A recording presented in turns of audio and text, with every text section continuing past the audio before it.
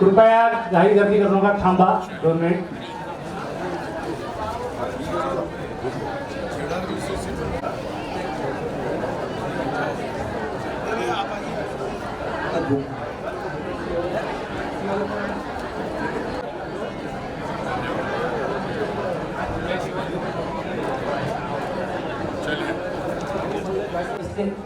अब उनका तहे दिल से आभार व्यक्त करते हैं तथा मंच पे सभी उपस्थित यहाँ पे सभी नव मतदाता सभी का आभार व्यक्त करते हुए अथवा ऐसे में जाहिर करता हूँ. सभी बैठो बेटा, कोई खड़े. Don't get panic. Students, please, you can come by with them. कृपया कोई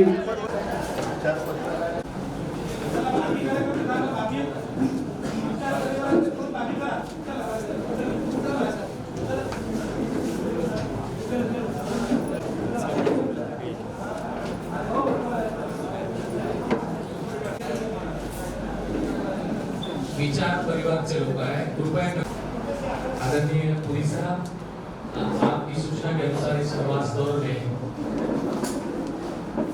जो हमारे कैलाश के परिवार के लोग हैं विभिन्न क्षेत्र जो हमारे चर्चा उनसे मुलाकात की भेंट की इच्छा जाहिर की थी.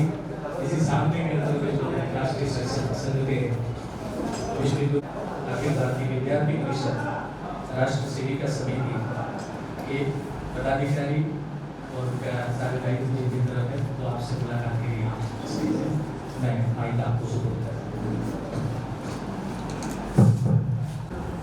तो आपने समय निकाला और आज मुझे आपसे यहाँ मिलने का और कुछ बातचीत करने का मौका मिला. आइए सर. मैं जब यूनिवर्सिटी में पढ़ता था दिल्ली विश्वविद्यालय में 1968 से 73 5 साल 3 साल बीए और 2 साल एमए. उस समय मेरा विद्यार्थी परिषद में जब मैं पढ़ाता था दिल्ली यूनिवर्सिटी में तो 74 में मैंने फॉरेन सर्विस ज्वाइन किया. फिर मैं 39 ईयर्स फॉरेन सर्विस में रहा. तो मैं जब आया वापस तो एक तरीके से मैं कहता मैंने अपने परिवार में आया हूँ वापस रोटे करने की आपको. फिर भारतीय जनता पार्टी में शामिल फॉर्मली होना होगा. तो मैं हुआ 2013 में और मैं माननीय प्रधानमंत्री मोदी जी के टीम में हूँ 2017 से. और 2017 में मुझे हाउसिंग और अर्बन अफेयर्स का जो मंत्रालय है वो अभी भी है. बीच में महामारी के दौरान मेरे पास सिविल एविएशन का भी काम देख रहा था, कॉमर्स और इंडस्ट्री का, और अभी पेट्रोलियम और नेचुरल गैस का. मैं समझता हूँ हमारे पॉलिटिकल एक्टिविटी में जो हमारे परिवार से साथ जुड़े हुए लोग हैं उनका सिर्फ इम्पोर्टेंस नहीं है but that is the backbone. और महाराष्ट्र में खास करके जो संगठन और हमारे परिवार के लोग हैं, दिस इज द इंटेलेक्चुअल और स्पिरिचुअल हेडक्वार्टर्स अगर मैं उसको इस तरीके कहूँ. तो मुझे बहुत खुशी हुई है और आपसे आज ये मौका मिला. नॉर्मली हम भी प्रवास के लिए जाते हैं तो ये एक बैठक इस किस्म की हमेशा शुरू में या आखिर में होती है और उसमें हमें जो दिल की बातें हैं उनको कुछ एक्सचेंज करने का मौका मिलता है. बहुत बहुत धन्यवाद. आप बताइए.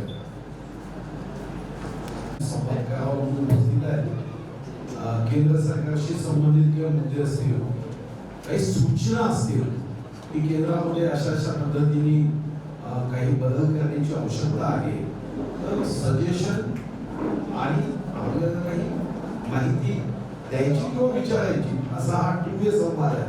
म्हणून त्यांनी प्रस्तावना अतिशय कमी शब्दात केली. तर आपण मला वाटतं की तुमच्यापैकी कोणाला काही असेल तर माहिती तुमच्या हातात दिली जाईल. विचार सचिन मैं भारतीय कोयला मजदूर संघ नगर परिषद का अध्यक्ष हूँ. तो अभी जो अनुकंपा जो बोलते हैं जिनके माँ बाप जो गुजर गए तो उनके जो कुटी के बारे में ऐसे वो बहुत सारा पेंडिंग है सर. और साथ में जो कई अभी आप बोले उसका जवाब लड़ रहा था तो जो गणखातूर जो था पहले नगर अध्यक्ष नहीं था वो ये ग्राम पंचायत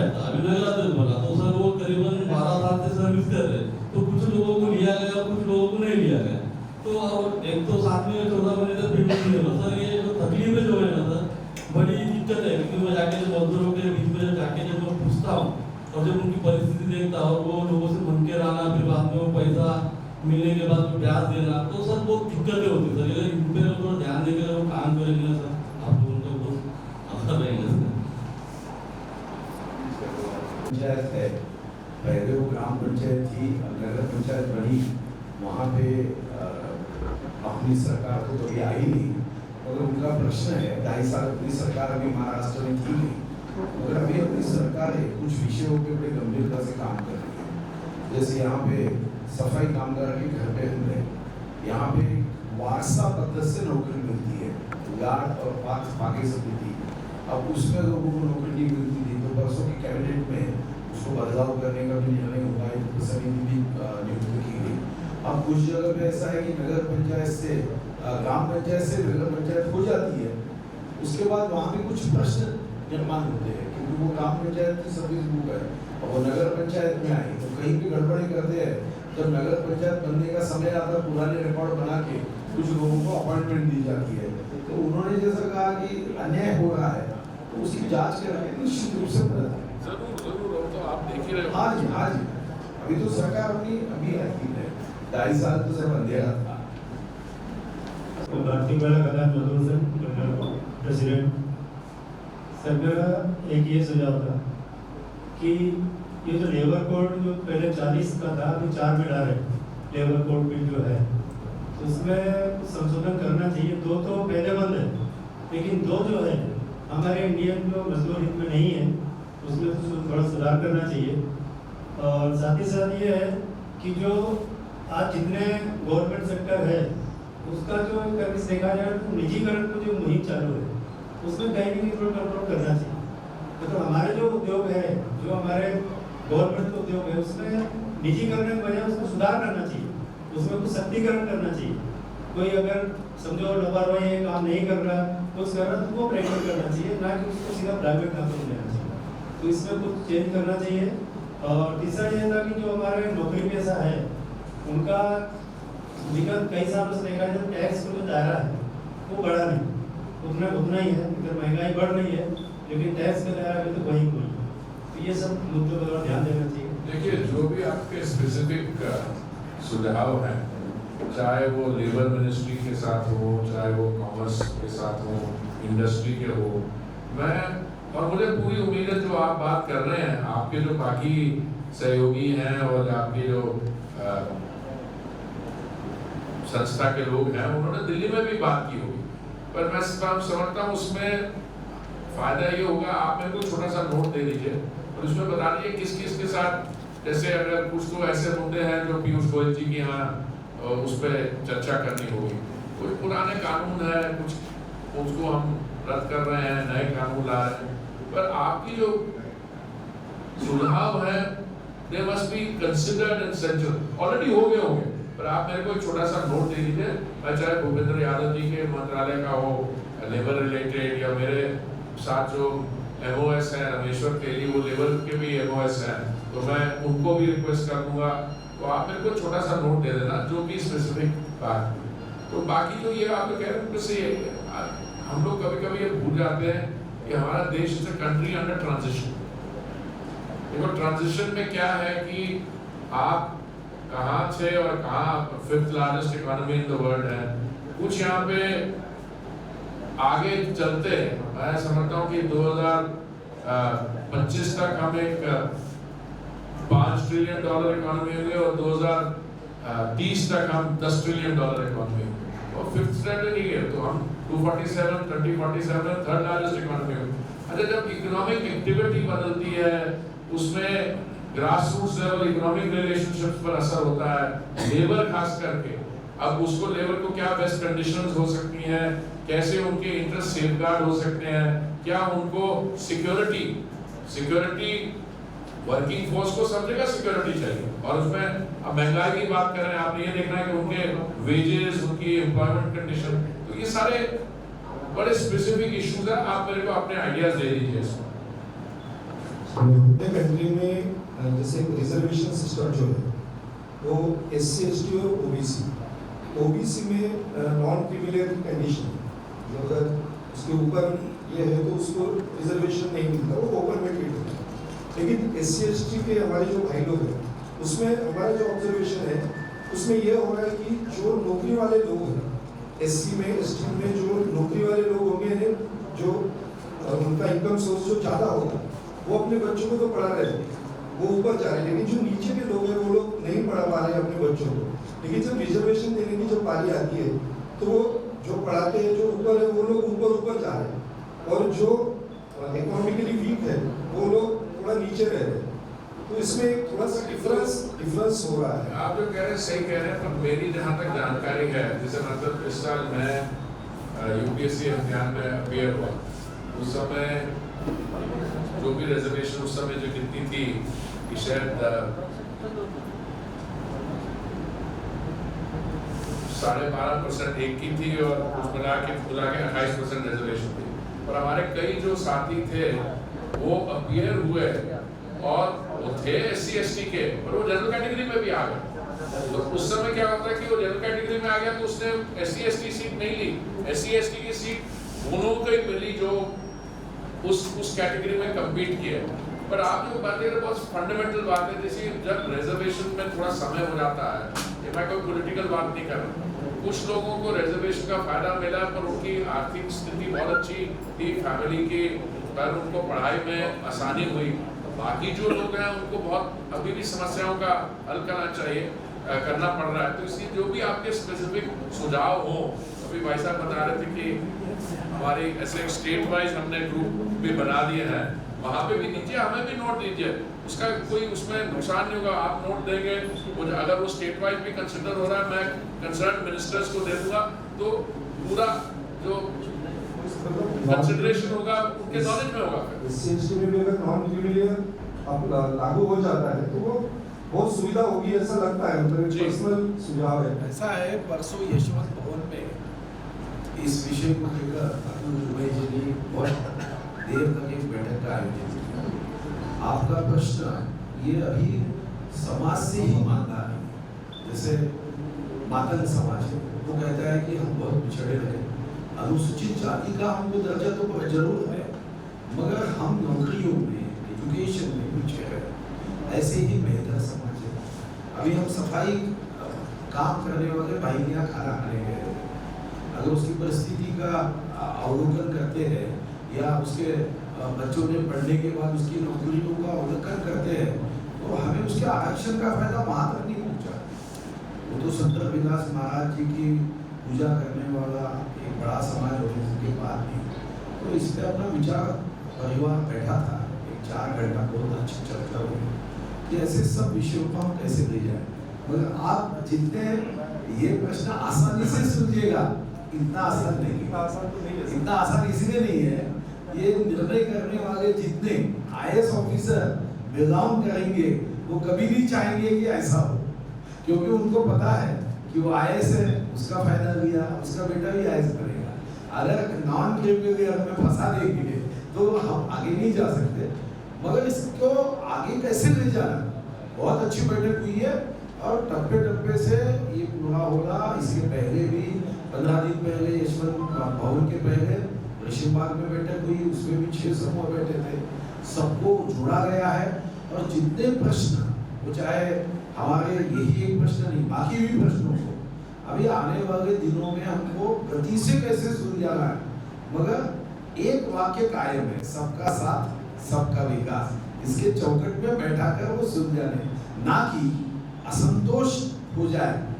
तो ये कभी भी करते समय एक अच्छी सिस्टम से करना, जैसे बिहार में उन्होंने किया, बिहार में उन्होंने उसमें 2 वर्ग बना दिए, जैसे साउथ में एक स्टेट ने किया, उसने आरक्षण में विभाजन कर दिया। तो क्या कर सकते हैं, अच्छी प्रैक्टिस क्या है उसका। और इसमें देखिए बेस्ट प्रैक्टिस की जो भाई साहब बात करें वो एक चीज है, पर आगे भी देखना होगा इसको आगे ले जाके जिनको इनके फेवर में रिजर्वेशन हो रहा है उन पे क्या असर और बाकी जगह क्या असर हो रहा है। क्योंकि रिजर्वेशन भी कहीं बहुत जरूरी होता है और कहीं जहाँ पे इतना जरूरी नहीं होता वो चली आ रहा है, उसको आप प्रायोरिटाइज करें। और ये समाज के अंदर से आवाज आनी चाहिए। और आप जैसी एक बातों में जैसे आप कह रहे हो लंबी बैठक की आपने यशवंत भवन में, तो ये इसके बारे में मुझे भी जानकारी नहीं। जब आपका कुछ बन जाए आप हमें भी बताइए, क्योंकि हमारा प्रवास बाकी स्टेट्स में भी होता है, तो यहाँ की बात जो है बड़ी प्रोग्रेसिव तरीके से आप कर रहे हैं, तो हम इसको और जगह भी इसको मेंशन कर सकते हैं। सर एक खेती के बारे में भी थोड़ा डिस्कस करना चाहेंगे। जैसे बहुत जो अपने किसान लोग हैं उनका हमेशा का एक डिमांड रहती है कि एक फिक्स उनको अमाउंट मिलना चाहिए उनके खेती के ऊपर, माल भाव जो बोलते हैं मराठी में माल भाव बोलते हैं, तो वो फिक्स अमाउंट रहना चाहिए। लेकिन बहुत सी जगह देखा गया है कि जो खत के भाव है या उनके बीज के वगैरह जो भाव है वो उनके प्रिंटिंग जो रहता है जो आता है फैक्ट्री से, उसमें प्रिंटिंग बहुत ज़्यादा लिखा रहता है और उससे भी वो कम में बेचते हैं। लेकिन बहुत सारे लोगों का देखिए मैं इस विषय में मैं थोड़ी जानकारी है, क्योंकि मैंने काफ़ी स्टडी किया था और मैं इसमें पंजाब में जो है समस्या हुई। देखिए जब स्टेट केंद्रीय सरकार कुछ अच्छा काम करना चाहती है, अभी ये जो एग्रीकल्चर में मोदी जी की सरकार का क्या ओवरऑल अप्रोच रहा है कि किसान की जेब में पैसा डायरेक्ट आए, ठीक है। अब पहले क्या होता था, आप पे पाबंदी लगी हुई है, अगर पंजाब में किसी जिले में आप वीट प्रोडक्शन कर रहे हैं या राइस प्रोडक्शन कर रहे हैं और वहीं पे मंडी में बेचें। अब आपको टेक्नोलॉजी है, आपके पास खुली छूट है। अगर आपको मान लीजिए अगर आपकी फसल का पंजाब में नहीं और जगह कहीं अच्छा दाम मिला, वहाँ बेच दीजिए। तो आइडिया वो था, पर कुछ लोगों ने झूठा भ्रम फैला के इसको टोटली डीरेल कर दिया। और जो ये MSP को आप लीगल, अब देखिए मैं तो पार्लियामेंट में भी बोला हूँ इसमें बहुत डिटेल में।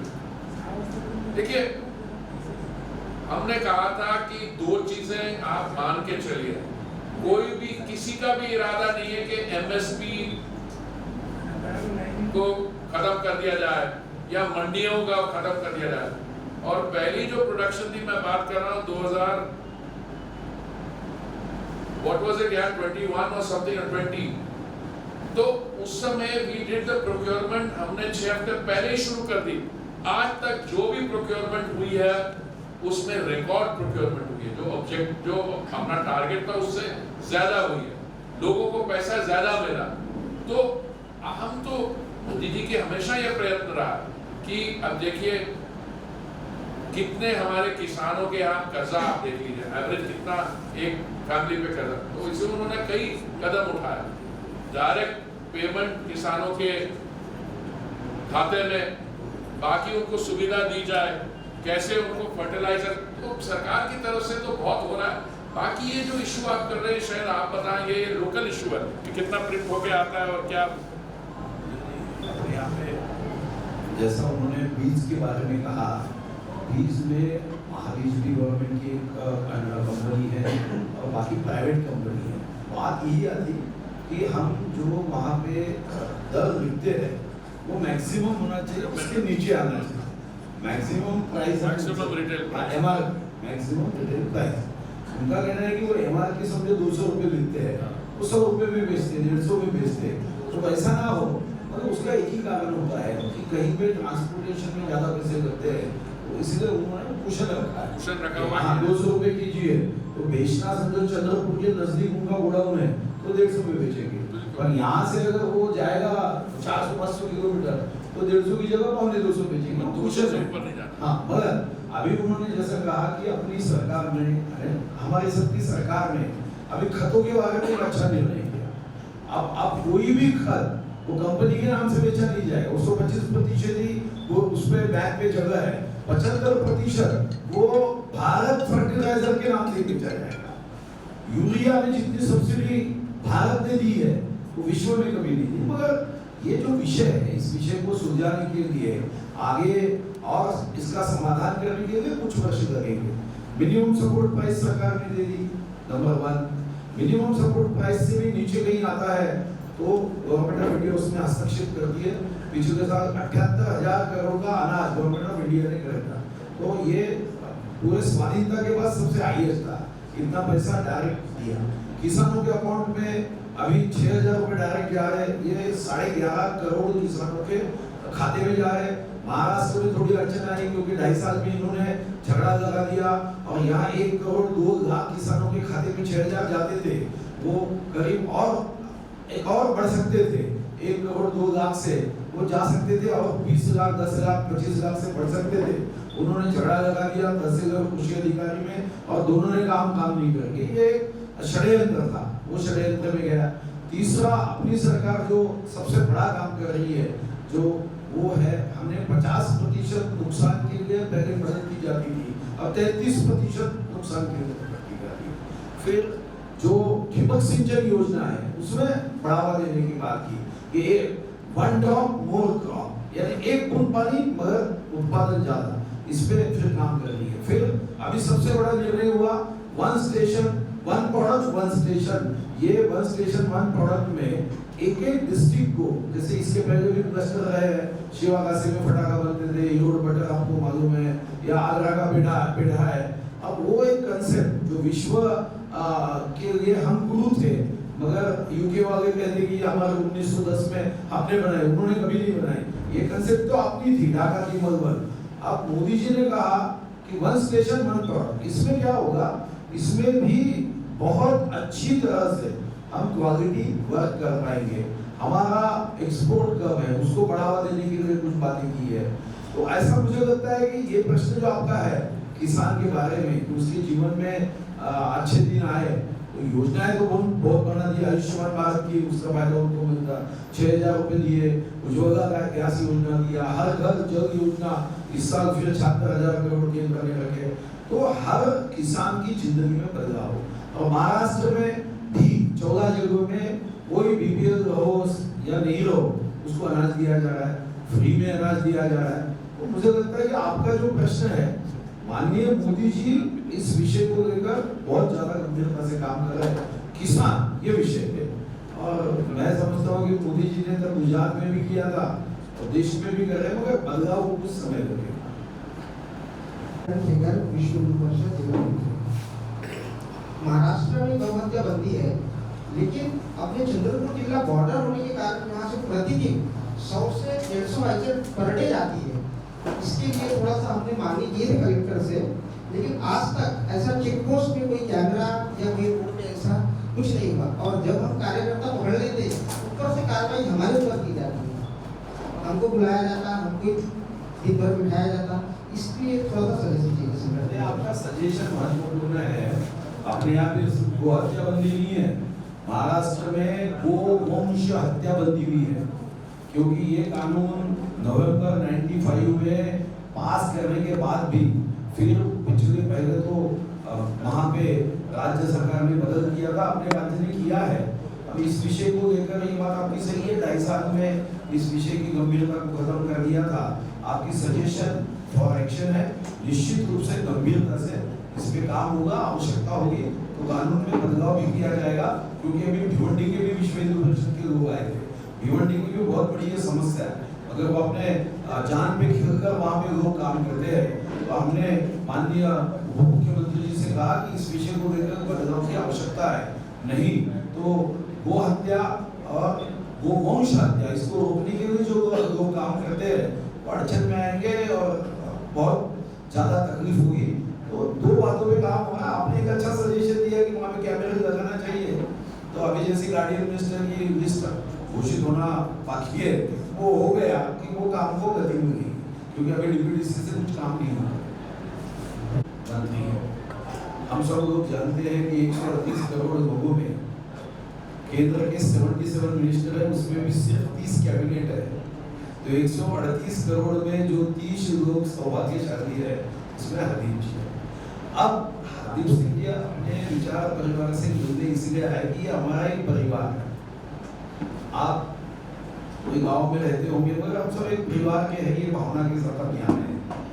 आपसे ये अपेक्षा है कि सरकार भी अच्छी चले, सरकार में कुछ त्रुटि है, कुछ कमियां है, तो समय के कारण रहती है, कोई इंटेंशन से नहीं रहती।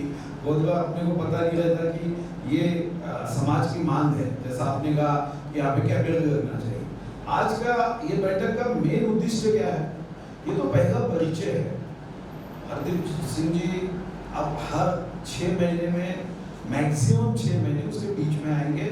माननीय मोदी जी ने जो 3 राज्यों के 3 लोकसभा की जिम्मेदारी अरविंद जी को दी है, उसमें एक पंजाब है, दूसरा वेस्ट बंगाल है और तीसरा महाराष्ट्र है, और तीनों भी ये क्रांतिकारी राज्य है, तीनों भी विशेषता है।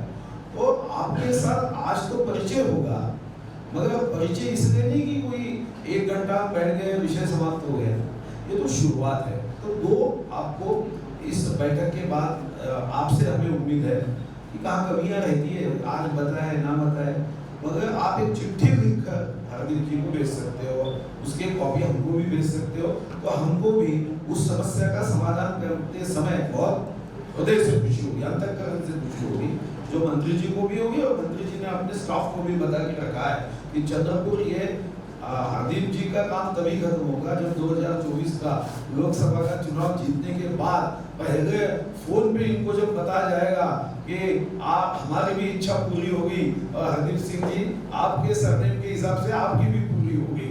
तो वो ये मिशन है। तो ये मिशन में आपसे, क्योंकि आप तो परिवार के लोग हो, तो परिवार के लोगों ने दूर रह के तो काम नहीं होगा, वो तो साथ में हमको एक सुर मिले, सुर मेरा तुम्हारा, तो हमको अपना सुर मिलाने के लिए हरदीप जी आज आपसे मिलने आए।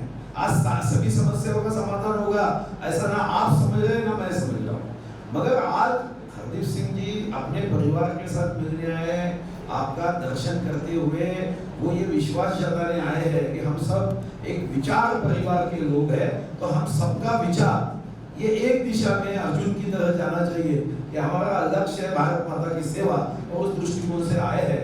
तो मुझे लगता है कि आज तो आप कुछ प्रश्न पूछ लीजिए, मगर यहाँ हम अपनी बैठक को स्थगित कर रहे, समाप्त नहीं कर रहे। ये स्थगित होगी, अगले बैठक तक आपके मन में जो विचार आएंगे वो सारे विचार कागज में लिखकर आपको जब भी पता चाहिए तो देवराव जी या हरीश शर्मा जी होंगे, वो भी दे देंगे। हम भी आपको अभी हमने आपकी यादी देखी, सबको ये एड्रेस पहुंचाने की, ईमेल पहुंचाने की व्यवस्था कर दो। आप कभी भी कोई भी प्रश्न ये माननीय मंत्री जी की तरफ भेज सकते हैं, उचित मंत्रालय तक पहुंचाने का। यानी अभी ये एक विभाग के मंत्री नहीं है, अभी यहाँ वो आए हैं पंतप्रधान नरेंद्र मोदी जी के दूत बनकर, और सभी विभागों के विषय को भी आवश्यकता होगी तो माननीय मंत्री जी उन विषयों को उन मंत्री तक आपकी भावना को, आपके समस्याओं को पहुंचाने का काम करेंगे। चाहे एडुकेशन का हो, गो इंडिया का हो, जैसा गो हत्या का कहा, गो हत्या का हो, किसानों का हो, वो सुलझाएंगे ऐसा नहीं, मगर आपके प्रश्न को वो माध्यम बन के भेजेंगे, ये अपने महत्वपूर्ण है। और दूसरी, इस बहाने से हमारे परिवार के जो प्रेम है वो और बढ़े, ये विषय है। मुझे लगता है कि विचार परिवार तो सबके लिए महत्वपूर्ण है, उस दृष्टिकोण से हमको आगे बढ़ना है। ये महत्वपूर्ण बात है कि आपके समस्याओं का समाधान के लिए पूरी कोशिश होगी। मैं गजानन मरहुआ कुंभकोण से आता हूँ और मैं स्वयंसेवक भी हूँ, और मेरे तरफ ये दायित्व भी कुंभकोण शहर में महामंत्री हूँ।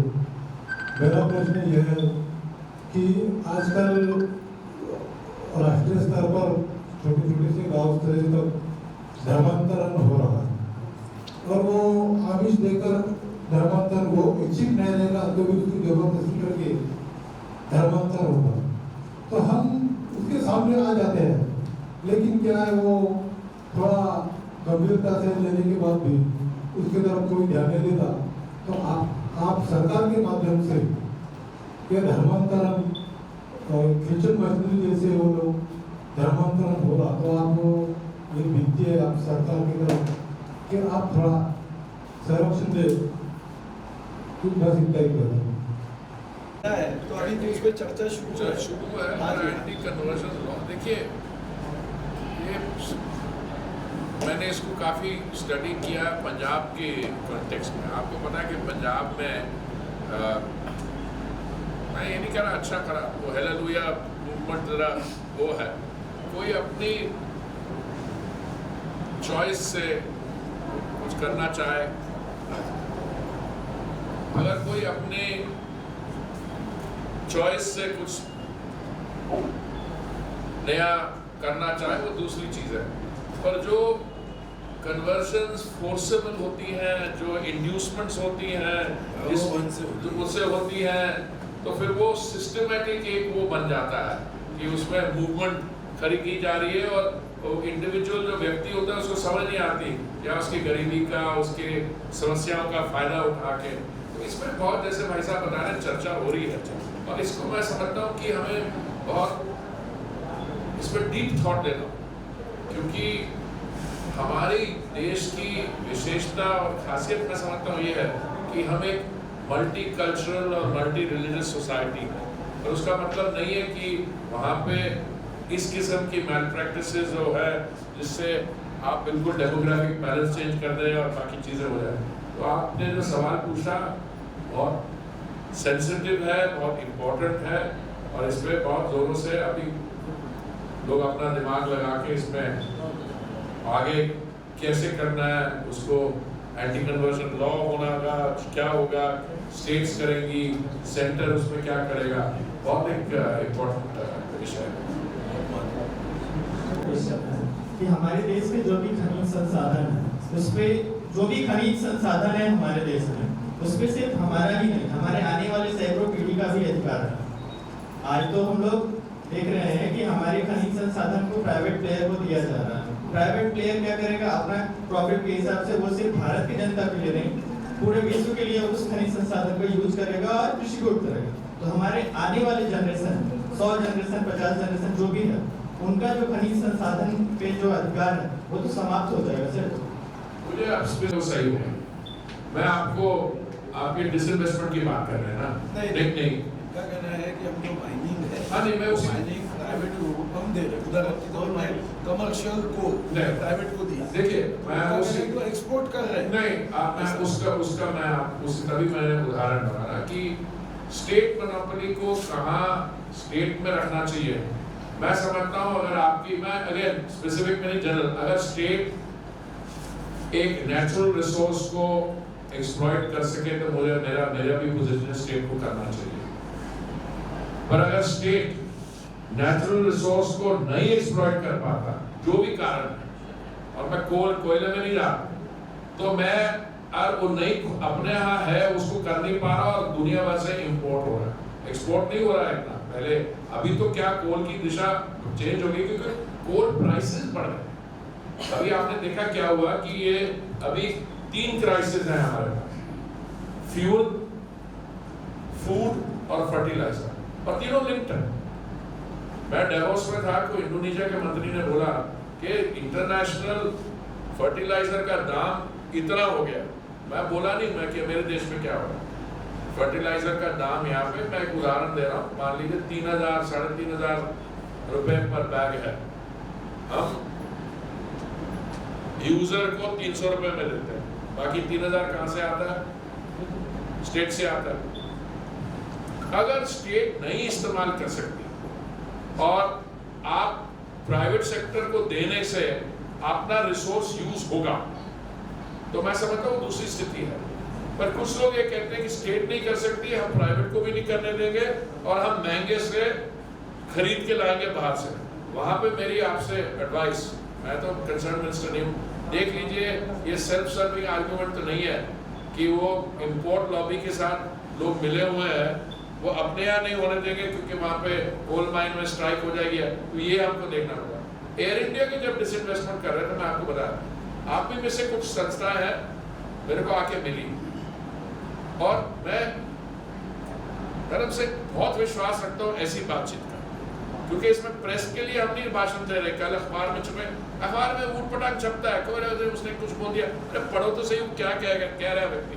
मैंने एयर इंडिया के बारे में बोला और उनको बोला, मैंने कहा भाई साहब पार्लियामेंट में मैंने कहा कि चॉइस ये नहीं है कि प्राइवेटाइजेशन हम करें या ना करें, चॉइस ये है कि अगर हम प्राइवेटाइजेशन नहीं करते हैं तो एयर इंडिया को बंद करना पड़ेगा। उसके कई कारण थे, मैं बताता हूं। एयर इंडिया को चलाने के लिए और लोगों को नौकरी में रखने के लिए हमें एक साल में 8000 करोड़ का इक्विटी इन्फ्यूजन करना पड़ता था, और मैंने तो सबने साफ कर दिया कि मेरे में दम नहीं है कि मैं वित्त मंत्री जी से, निर्मला जी से कहूँ कि हर साल मैं हाथ जोड़ के आ जाता हूँ 8,000 में, तो 2 साल ही रहा, 1 ही साल है, अगले साल तो कर दिया हमने। क्योंकि इसमें कई कारण है। एयर इंडिया क्योंकि स्टेट मोनोपोली हो गई, तो वहाँ पे लोगों ने कहा कि जैसे सरकार के दफ्तर में आप 9 बजे आइए, 5 बजे चले जाइए, अगर इतने में काम हो सकता है, इतने में क्यों, इतने में करवाइए, कोई पूछने वाला नहीं है। और पार्लियामेंट में भी जो लोग सवाल पूछते थे, मेरे में थोड़ी आदत ही है कि मैं थोड़ा सा एक पॉइंट के बाद बोल देता हूँ।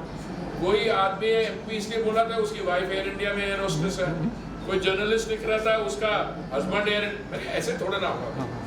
मैंने अपनी सारी जिंदगी एयर इंडिया का इस्तेमाल किया। जब मैं प्राइवेट सिटीजन था तब भी, सरकारी मैं अधिकारी था तब भी, मंत्री हूं तब भी, वो मेरे पर्सनल बात है।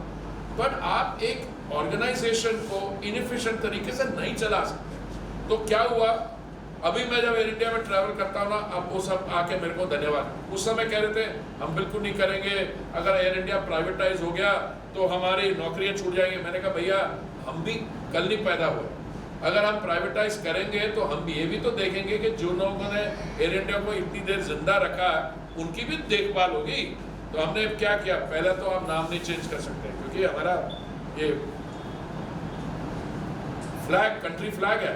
दूसरा, जिन लोगों ने वहाँ पे मेहनत की है उनको ऑप्शन दिया जाएगा, 1-2 साल तो अब चलिए, फिर ऑप्शन दीजिए। तीसरी बात हमने ये भी कही लोगों को कि देखिए हमें ये ध्यान रखना था, अगर मान लीजिए जब हम इसकी डिसइन्वेस्टमेंट कर रहे थे, ये हमारा गुड फॉर्चून है कि जिस कंपनी ने और 2 लोगों ने बिड दिया वो रिजर्व प्राइस से ऊपर आया। अगर रिजर्व प्राइस से नीचे आता तो अरे मंत्री ने ये कर दिया, उसने ये कर दिया, तो सेकंड बिड भी था 15% ऊपर। पर उससे अच्छी चीज है कि जिस दोनों एंटिटीज ने बिड किया वो इंडियन एंटिटीज है।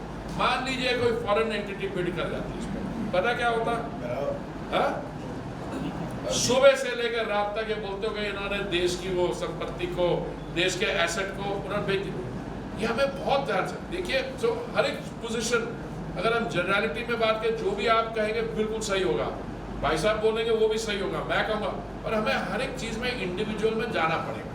सर नॉट तो private, bank private, air India private, ये सब मैटर नहीं। मेरा ये कहना है कि जो खनिज संपदा, जो भारत की खनिज संपदा है, उस पे हमारा और हमारे बाद जो आने वाले 100 जनरेशन है उनका अधिकार है। कोई भी प्राइवेट प्लेयर आएगा उस खनिज संसाधन को वो अपने हिसाब से बेचेगा। आज हम अनइफिशिएंट है, आज हम नहीं निकाल पा रहे हैं, हमारे में कमी है, सर हम लोग कुछ और कर सकते हैं, आउटसोर्सिंग कर सकते हैं या कुछ भी कर सकते हैं, लेकिन प्राइवेट प्लेयर को पूरा का पूरा खनिज संसाधन एक बार में बेच देना, इसके लिए कोई दूसरा रास्ता तो अपना सकते हैं। मैं आपको एक रिक्वेस्ट करूंगा, हर एक इंडिविजुअल केस के आप फैक्ट्स देखें। अभी स्थिति ये है, जब ग्रीन ट्रांजिशन की चर्चा शुरू हुई कि हम फॉसिल फ्यूल से जा रहे हैं ग्रीन में, तो एकदम कोयला और कच्चे तेल इस पे एक्सप्लोरेशन और प्रोडक्शन पे बैंकों ने पैसा देना ही बंद कर दिया। दाम बढ़ने का एक कारण वो भी था। वो क्यों? क्योंकि ये बड़ी पोल्यूटिंग है, ये है। और हुआ क्या, जब दाम इतने बढ़ गए तो, और यूरोप को गैस मिलनी बंद कर दी, उसने बंद कर दी, तो यूरोप ने जो सबसे आगे इसका नेतृत्व करते थे कि कोयला बिल्कुल पोल्यूशन कॉजिंग है, ये अब वो कोयले पर वापस आ गया। इसलिए हर एक चीज मैं समझता हूँ, चाहे वो डिसइन्वेस्टमेंट हो, देश के अपने नेशनल इंटरेस्ट के दृष्टिकोण से देख के, और हमें क्या फायदा। आपकी बात बिल्कुल सही है, पर अगर मान लीजिए कोयला हमने यूज ही नहीं करना, अगर ये तय कर लें 2020 के बाद या 2025 या 30 के बाद, अभी मैं समझता हूँ भारत एक दो देश होगा जो अगले 20-30 साल फॉसिल फ्यूल्स यूज करेगा, क्योंकि हमारी कंजम्पशन इतनी बढ़ गई। हम दिन में 5 मिलियन बैरल यूज कर रहे हैं और हमारी per capita consumption global consumption से 1/3 है। पर जैसे लोग कहते हैं ना, आप किसी देश की इकोनॉमिक प्रोग्रेस देखना चाहते हैं तो आप देख लीजिए एनर्जी कंजम्पशन कितनी। अगर एनर्जी कंजम्पशन बढ़ रही है तो देखिए इकोनॉमिक प्रोग्रेस भी बढ़ रही है। तो आपकी जो बच्चा, ये बहुत इंटरेस्टिंग सब्जेक्ट है, इसको कंटिन्यू रखेंगे डिस्कशन के। पर आपकी जनरल पॉइंट है कि अगर एक रिसोर्स लॉन्ग टर्म रिसोर्स है तो उसको अपने फ्यूचर जनरेशंस के लिए रखना चाहिए। जनरल में वो बात सही है। कुछ बातों में में अड़चन इसलिए है, शायद उनको जैसा मंत्री महोदय ने कहा, आपकी बात ये पूरी तरह से इम्प्लीमेंट कोई देश नहीं करेगा। जैसे कल अबू धाबी वालों ने यही सोचा कि हम क्रूड ऑयल नहीं निकालेंगे, हमको भी 500 साल के बाद जनरेशन के लिए रखना है। तो अभी हमारी चुनौती क्या है? एक समय में ये कहते थे कि 12 कोस में संस्कृति बदल गई, अब यहाँ तो 12 दिन में टेक्नोलॉजी बदल गई, खत्म, यूज ही नहीं होगा। अब एक टेक्नोलॉजी है सर, नेक्स्ट लेवल हमारा कोयला नहीं है, क्लीन कोल टेक्नोलॉजी है। मैं ऐसा है, नहीं कोयले का गैसिफिकेशन नहीं, 2050 तक संयुक्त राष्ट्र संघ ने जो 17 मुद्दों के आधार पे और सब टाइटल 30 के आधार पे ये कहा है कि सारे देशों की बातों पे अमल करना चाहिए। अब कोयला तो 2050 के बाद हमको उपयोग में ही नहीं करना है। अगर अपने देश में 200 साल का कोयला है तो 150 साल का कोयला जो रहेगा उसका क्या होगा? दूसरी बात, जैसा आपने कहा हर मिनरल पॉलिसी में वो नहीं है, आयरन ओर है, आयरन ओर हम अपने देश के लिए अभी उपयोग में ला रहे हैं। अगर देश का निर्माण करना है, देखो अमेरिका ने 100 साल में जितना सीमेंट यूज किया चाइना ने 10 साल में किया। देश का निर्माण कर रहा है। चाइना 14.41 ट्रिलियन डॉलर इकोनॉमी में गया, जो 2005 में जिसकी कुछ औकात नहीं थी, 1978 में तो कोई औकात नहीं थी। अपने ही संसाधनों का उपयोग करते हुए हर देश को अपने बदौलत आगे जाना है, ये दूसरा मुद्दा। आयरन ओर पे अपने देश ने क्या किया? जैसे ध्यान में आया कि हम अपना आयरन ओर चाइना को भेज रहे हैं, यही पॉलिसी के तहत आयरन ओर पे अपने ड्यूटी बढ़ा दी। अब कहाँ जा रहा है? नहीं, उसमें आयरन ओर में भी फर्क है, मैं बताता हूँ। आप ये तय कर लिए पहले आपको पैलेट्स एक्सपोर्ट करने हैं या ओवर एक्सपोर्ट करनी है या उसमें रॉ मटेरियल कोई और वो जो वेस्ट करना है। पर मैं समझता हूँ सरकार जो होती है वो एकदम निर्णय लेती है कि नहीं हमें ये भी नहीं करना और ये भी नहीं करना, क्योंकि अगर आपके पास यूटिलाइजेशन हो और आयरन सीमेंट इन चीजों पे तो स्टील बनाए ना, वो तो आप हम एक साल में 700 से 700 बिलियन से 900 billion square metres of urban space बना रहे हैं हर साल हम एक शिकागो बना रहे हैं। तो हमें तो उसको वो उसमें पॉलिसी एक होगी, पर कोई और इशू होगा तो पॉलिसी। अब जैसे भाई साहब ने दी है तेल पे, अब उनका उल्टा है, उन्होंने कहा है कि जो देशों के पास कच्चा तेल बहुत है जैसे गल्फ में, वो कहते दबा के बेचो, पर इतना नहीं बेचो कि दाम कम हो जाए, आप उसको अगले 10-15 साल में बेचना है और इसको मैक्सिमम प्राइस ऊपर रख के बेचना है। तो हर एक कंट्री अपना तरफ से ये देखेगी। मेरा यही कहना था कि अगर आप उस ऊपर बात करते हैं तो बेहतर है, बट पूरी तरह से बेच देना ये थोड़ा सा अजीब सा लगता है, क्योंकि जापान ने कहा था ऐसे 50 साल 100 साल पहले कि सिर्फ मुझे झारखंड दे दीजिए आप, हम जापान को अमेरिका से भी ऊपर देने चले जाएंगे, क्योंकि हमारे पास इतनी खनिज संपदा है। यही प्राइवेट प्लेयर करेगा। आप क्या करते हैं? जापान तो 100 साल पहले तो उसका तो विषय ही नहीं था। जापान डेवलप हुआ, जापान भी वसाहतवादी ये था। जापान कोई बहुत आगे अपने से बहुत होशियार था ऐसा नहीं, और उसने 100 साल पहले झारखंड वगैरह नहीं बोला था, क्योंकि 100 साल पहले झारखंड था ही नहीं। अटल बिहारी वाजपेयी। देखिए मैं तो जापान में रहा हूँ, मैं जापानी भी बोलता हूँ। बिल्कुल आप इस गलतफहमी में मत पड़िए।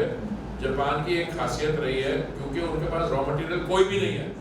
आप जापान का नक्शा देखिए, आइलैंड्स है और जो इनहैबिटेशन ऑफ कोस्ट पे है, ठीक है, जैसे ब्राजील के है, और वो भी जो भी उनकी जनसंख्या है उनकी एक खासियत रही है, जहाँ से सस्ता मिलता है वो खरीद लेते हैं। ये कहना कि उनके पास झारखंड है और झारखंड है तो बिल्कुल ही, मैंने पता नहीं किसने ये बात की, मैंने भी ये सुना हुआ, पर ये इलॉजिकल है। देखिए इस समय बिल्कुल आपको अगर आपके पास इकोनॉमिक पावर है तो सबसे अच्छा जहाँ से सस्ता मिले। अभी तेल में हम क्या कर रहे हैं? कच्चे तेल में क्या कर रहे हैं? हम अपना भी एक्सप्लोरेशन प्रोडक्शन बढ़ा रहे हैं, मिडिल ईस्ट से भी ले रहे हैं, ब्राजील से मिलेगा वहां से ले लेगा, रूस से ले लेगा वहां से ले लेगा। एक जब ये रूस और यूक्रेन की झगड़ा शुरू हुआ 24 फरवरी को, तो 5 अप्रैल में दबा से रूस से खरीदा। जब वो फ्रेट ज्यादा महंगा पड़ा, हमने यहाँ से खरीदना शुरू करें। आपके पास मार्केट है और आप मार्केट कार्ड को प्ले कर सकते हैं। और एक महत्वपूर्ण बात जो अभिमान की है, सबसे बड़ा निर्णय मोदी जी ने क्या किया, जो देश के लिए अभिमान है। हम अभी विश्व में जो माइंस है वो हमारे देश की ओनरशिप में जा रही है। माले की माइंस हम ले रहे हैं आयरन ओर की, दक्षिण अफ्रीका की माइंस हमारे पास आ रही है, ऑस्ट्रेलिया में कोयले की माइंस हमारे प्राइवेट प्लेयर में गई है। हम पेट्रोलियम में जिसके वहां पे भी हम अपने अपने जगह पे अपनी इक्विटी, हम तो पूरे विश्व को, देश को विश्व का कप्तान बनाने के लिए मोदी जी सोच रहे हैं। और मोदी जी, अरे कभी कभी ऐसा होता है ना कि माँ पे और मोदी जी पे आंख बंद करके विश्वास रखना चाहिए। जो भी काम करते हैं माँ अपने बेटे के सम्मान के लिए, बेटे के हित के लिए करती है, और मोदी जी भी देश के हित के लिए करती है, क्योंकि उनको अपने लिए क्या करना है, जो करना है देश के लिए करना है। उन्होंने तो बहुत अच्छी सोच लेके विश्व की मांग से। देखिए, जब अटल वाजपेयी जी की सरकार थी तो रूस में एक सखालिन नाम की ऑयल फील्ड है, 337 मिलियन की ली थी। हमने ऑलरेडी वहां से कच्चा तेल $3.7 बिलियन का निकाल लिया। अभी 20 साल का तेल वहां पे और है। अभी 3 हफ्ते पहले मुझे कैबिनेट से अप्रूवल मिली, ब्राजील में एक हमारी इन्वेस्टमेंट है, $1.6 बिलियन और इन्वेस्ट कर रहे हैं। जो भाई साहब बता रहे हैं, हम तो बाकी तो छोड़िए, दुनिया भर में हम एसेट्स खरीद रहे हैं, जहां पे भी एसेट्स मिल रहे हैं, क्योंकि हम खरीद इसलिए रहे हैं क्योंकि हमें अपनी जो आने वाले 5, 10, 15 साल में जो हमें यहाँ पे जरूरत पड़ेगी। अभी हमारी गैस प्रोडक्शन पिछले साल 18% बढ़ी है, इस साल भी 18% बढ़ेगी, फिर भी 50-55% तो हम इंपोर्ट करते हैं, क्योंकि आपकी डोमेस्टिक कंजम्पशन बढ़ी जा रही है। इसलिए कच्चा तेल, क्रूड ऑयल तो हमारा 85% इंपोर्ट डिपेंडेंस है। तो इस पे आप चर्चा करेंगे, पर इसमें थोड़ा सा आप जब भी किसी इशू को ले, उसमें सारी रेमिफिकेशन देंगे, क्योंकि सबसे ज्यादा उसका इस्तेमाल करना, अगर वो नीचे पड़ी रह गई चीज तो ना आपके फायदे में ना किसी और के फायदे में। कुछ ऐसी इसमें ऐसी चीजें हैं जो इस्तेमाल नहीं होगी। कोयले का तो अगले 2-3 साल और फ्रेश स्टॉक बनेगा जियोलॉजिकल प्रोसेसेस से। धन्यवाद।